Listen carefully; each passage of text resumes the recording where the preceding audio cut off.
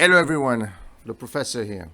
So the S&P is up 22%, Nasdaq is up 43%. The question is this a sustainable rally or is this just a bear market? My view is this is a bear market rally. Check my other videos. Lots of things could go wrong. Lots of things in the pipeline.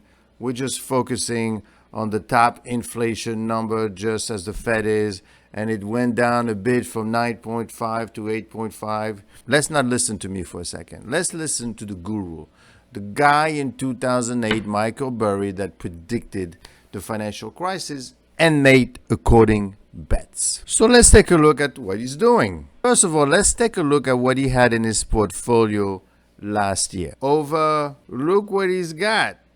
He's got some Tesla. He's got some Facebook. Basically Tesla, Facebook, iShare, Google, and McKesson. All great companies, I have to say. McKesson, obviously, in healthcare. I don't tell you about Google. iShares basically is in indexing. Facebook, I don't tell you about Facebook. And of course, Tesla.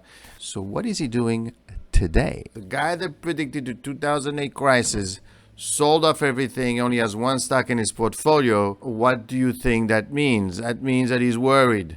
And this company that he has, Geo Group, and that's it. And how much?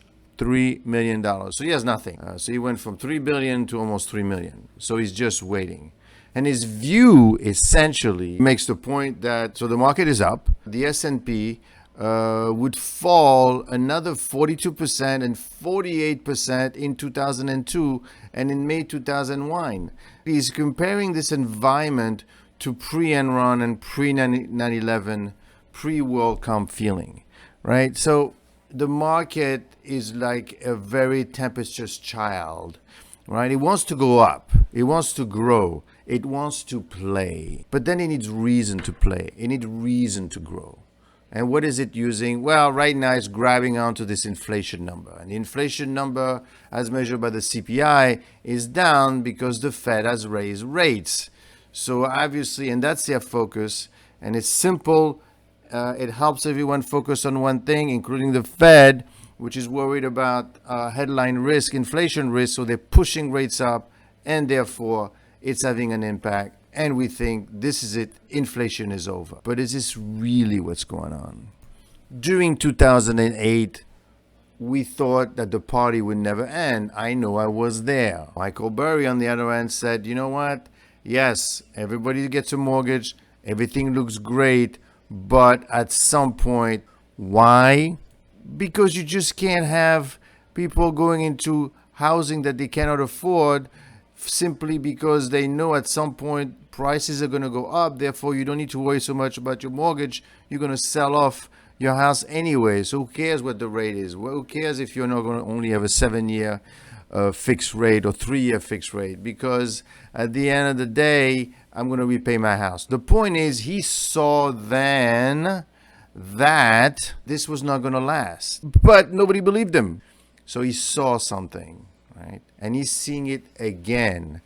I'm seeing it too. I feel that the market somehow is reacting to the wrong data and it's asking you to come in and buy the shares, and you're doing it, you're buying, and you're seeing the market going up. So you figure it's going to keep on going up. Therefore, you cannot lose. Just be careful. There's lots of issue in the background, right? Europe is not doing right. We don't know what's going on with China. Yes, inflation is going down, but not rents. Inflation is a bunch of numbers. It's not just a rent. There's lots of things tied to inflation, including energy. That's what's driving, because you've seen the pumps, prices are going down. So energy is going down. Don't be fooled. Be careful. Now, at the end of the day, you need to invest in the stock market. So make sure that you do buy stocks that have a business, that don't have too much debt, that you're not overpaying for it, and you have something to hold. And please don't forget, subscribe to my channel. It does help.